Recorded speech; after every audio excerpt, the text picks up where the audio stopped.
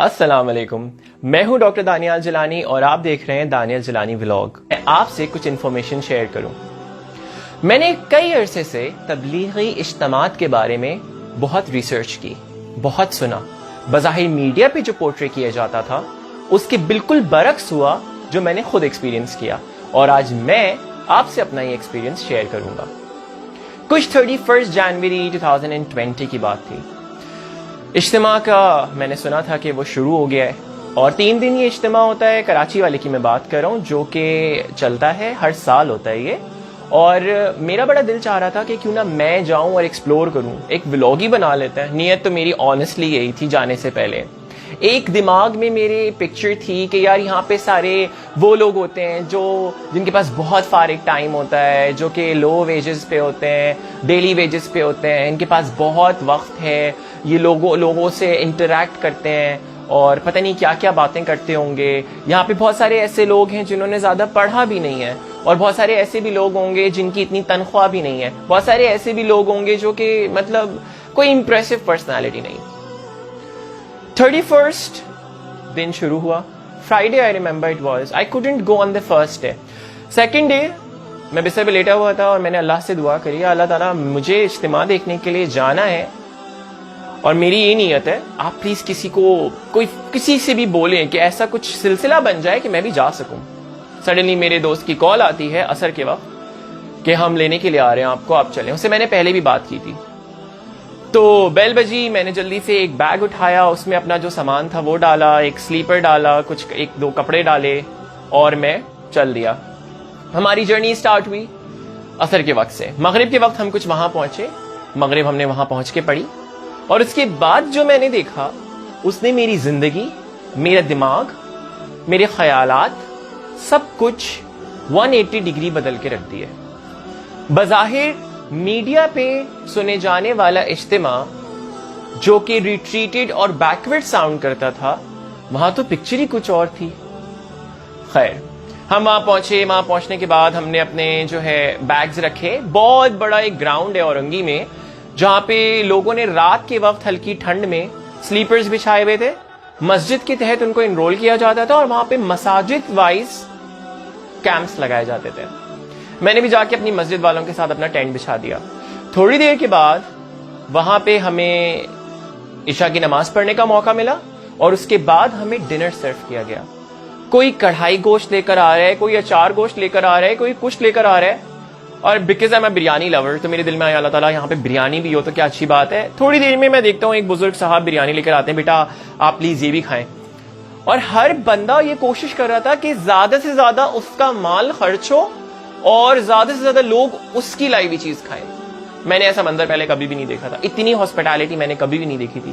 پھر میں یہ سوچ رہا تھا کہ اللہ سبحانہ تعالیٰ آئس کریم مل جائے گی تو بہت اچھا ہو جائے گا۔ اندر ہی اندر تو آنیسٹلی اندر ہی اندر میرے دل میں تو یہ تھا ہی کہ میں یہاں پہ ایسے ہی آیا ہوں، کوئی خاص مقصد نہیں تھا، ایکسپلور کرنے آیا تھا۔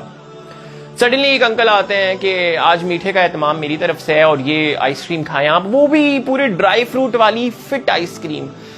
پھر بیانات ہوتے رہے، ہم بیانات سنتے رہے جس میں کوئی فرقہ واریت کی بات نہیں تھی۔ انفیکٹ میں سن رہا تھا کہ کہیں یہاں اجتماع میں شیعوں کے خلاف اور دیوبندیوں کے خلاف، یا اہل سنت، اہل جماعت اور وہابی اور حنفی اور شافعی اور حنبلی اور کسی کے خلاف کوئی بات ہو تو میں اس کو پوائنٹ کروں۔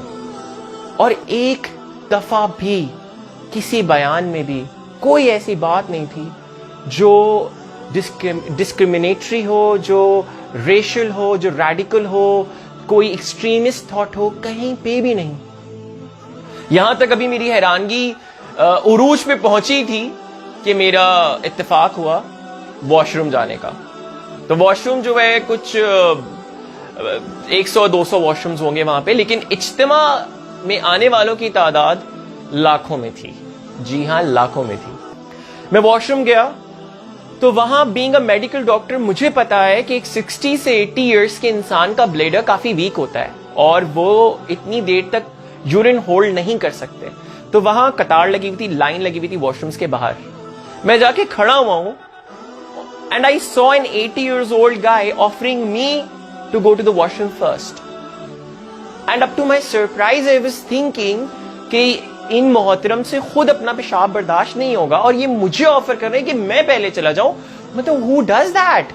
یہاں تو دو لوگوں کے بیچ فائٹ ہو رہی ہوتی ہے, پہلے میں جاؤں گا. Slowly and gradually I was getting a lot of surprises. ایک طرف لوگ ایک دوسرے کو کھلانے کے لیے آگے سے آگے بڑھ رہے ہیں کہ آپ میری طرف سے یہ کھائیں, نہیں آپ میری طرف سے یہ کھائیں, آپ میری طرف سے یہ کھائیں. دوسری طرف لوگ آپ کو پہلے آفر کریں, آپ پہلے واش روم چلے جائیں. اس کے بعد میں واپس آیا تو ایک ہمارے خان بھائی تھے, انہوں نے گرما گرم کشمیری چائے لا کے ہمیں دی کہ بھائی یہ میری طرف سے آپ سب کے لیے. I've been to festivals like Karachi Eat and Food Fest and so on and so forth, but I had never ever experienced this kind of sight.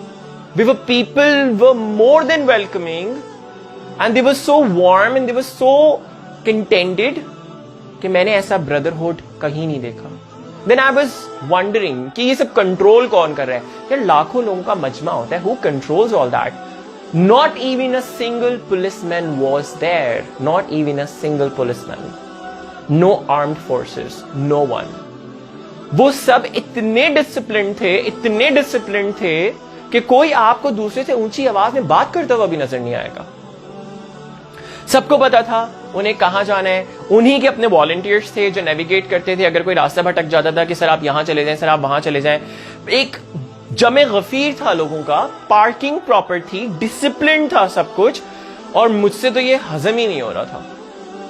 Next day صبح ہوئی تو ہم نے یہ سوچا کہ خاص طور پہ میں نے کہ میں جا کے اور ایکسپلور کرتا ہوں چیزوں کو. میں گیا ڈھونڈتے ڈھانڈتے تو وہاں پر ایک ناشتے کا اسٹال لگا ہوا تھا جہاں پر سے آپ کو بریڈ, جیم, جو بھی ناشتے کا سامان تھا ہی ملتا ہے. تو جیم کا ایک بڑا والا پیکٹ, بڑا والی بوٹل جار جو ہوتا ہے وہ 370 کا باہر ملتا ہے. اینڈ آئی واز لائک یہ تو انہوں نے ضرور مہنگا رکھا ہوگا, obviously as per the demand, تو یہ تو انہوں نے مہنگا رکھا ہوگا. I went and I asked that guy کہ بھائی یہ کتنے کا ہے. I was expecting 470 بولے گا, 450 بولے گا, اور صحیح بھی ہے یار, اتنے لوگ ہیں, اتنا مال لانا پڑتا ہوگا, all that پیٹرول کا خرچہ جو بھی ہے. He told me sir یہ جو ہے نا یہ 300 روپے کا ہے. I was like کتنے کا ہے؟ کہتے 300 روپے کا.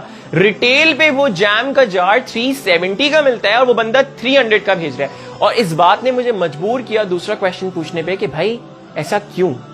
تو اس کا سامنے سے رپلائی آیا, یہ لوگ اللہ کے لیے آئے ہیں سر, یہ لوگ اللہ کے نبی کے لیے آئے ہیں, ان کا دین پھیلانے کے لیے آئے ہیں. ان کی مدد ہم پہ کرنا فرض ہے, ہم نہیں کریں گے تو کون کرے گا, اور یہ میرے بھائیوں کے لیے. اور پھر میں نے پوچھا اور یہ پاپے جو 170 روپے کا پیکٹ باہر ملتا تھا وہ بندہ 120 روپے کا بیچ رہا تھا. اور میں نے اس پہ دوبارہ پوچھا کہ یہ آپ اتنا سستا کیوں بیچ رہے ہیں؟ تو بولا نہیں سر یہ میری طرف سے کنٹریبیوشن ہے ان لوگوں کے لیے, اور آپ چاہیں تو آپ مفت میں لے جائیں. میں نے ایسا نظم و ضبط کا مظاہرہ کہیں پہ بھی نہیں دیکھا. اور میری جو یہ والی تھاٹ تھی کہ یہاں پہ سارے فارغ لوگ ہیں جن کی کوئی گریجویشن نہیں ہے, کوئی ڈگری نہیں ہے, تو یہ بھی میں بتا دوں multi millionaires, billionaires, CEOs of international firms, Harvard کا گریجویٹ ملا مجھے وہاں, آکسفورڈ کا گریجویٹ ملا وہاں, مجھے آئی بی اے سے ایم بی اے کرنے والا بندہ ملا, مجھے لمس کے گریجویٹس ملے وہاں پہ. مطلب میں یہ سوچ رہا تھا کہ being a doctor, being a gold medallist, being a researcher, میں وہاں پہ سب سے کم پڑھا لکھا ہوں, اور میرے مد مقابل ایکسٹریملی کوالیفائڈ لوگ ہیں.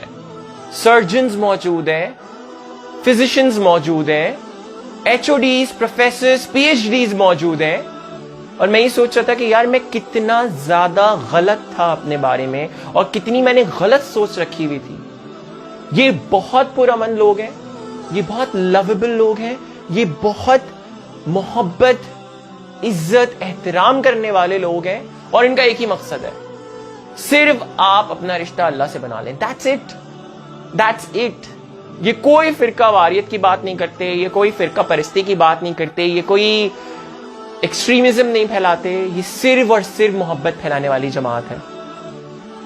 تو جو میں نے دیکھا وہ میرا شیئر کرنا ذمہ داری تھی ان تمام لوگوں سے جو سمجھتے ہیں کہ تبلیغی اجتماعات جو ہے وہ ایکسٹریمزم پھیلاتے ہیں اور ہمیں نہیں بھیجنا چاہیے. میں آپ ہر انسان سے جو دیکھ رہا ہے ریکویسٹ کروں گا کہ پلیز جائیں اور اپنی لائف میں ایک دفعہ یہ اجتماع ضرور اٹینڈ کریں. It's going to be a life changing experience for you. یہ سب جو ساتھ رہتے ہیں نا, یہ صرف اور صرف محبت, دین, مذہب صرف اس کی بنیاد پہ رہتا ہے. یہ صرف اور صرف انسانیت کی بنیاد پہ ساتھ رہتا ہے. یہاں کوئی شیعہ نہیں دیکھا جاتا, کوئی سنی نہیں دیکھا جاتا, کوئی دیوبندی, بریلوی, وہابی, حنفی, شافعی, کوئی نہیں دیکھا جاتا. یہاں صرف اور صرف انسانیت دیکھی جاتی ہے. اس سے بڑی پروجیکشن آف ہیومینٹی میں نے اپنی لائف میں نہیں دیکھی. تو جن لوگوں نے بھی ابھی تک اجتماع نہیں اٹینڈ کیا ہے وہ ضرور جا کے اس کو اٹینڈ کرے.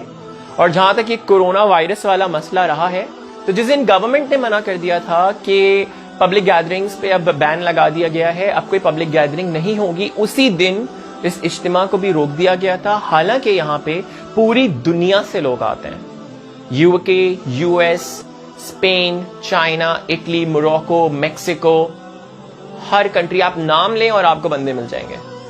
تو وہ سارے لوگ یہاں آئے ہوئے تھے, بین لگا دیا گیا, وہ واپس چلے گئے. کچھ لوگ یہ جماعتیں بنا بنا کے مختلف مساجد میں جاتے ہیں اور وہاں جا کے پھر اللہ کی بات کرتے ہیں, حضور اکرم صلی اللہ علیہ وسلم کی بات کرتے ہیں. تو جب گورنمنٹ نے لاک ڈاؤن کیا تو یہ انہی مساجد میں رہ گئے, اور پھر جب ان میں کورونا ڈائگنوز ہوا تو وہ ایسے پروجیکٹ کیا جا رہا ہے کہ یہی رسپانسبل ہیں اور انہوں نے ہی پھیلایا ہے, حالانکہ سچائی یہ نہیں ہے.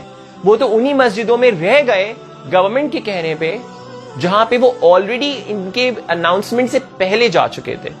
تو اس میں بظاہر ان کی کوئی غلطی نہیں ہے.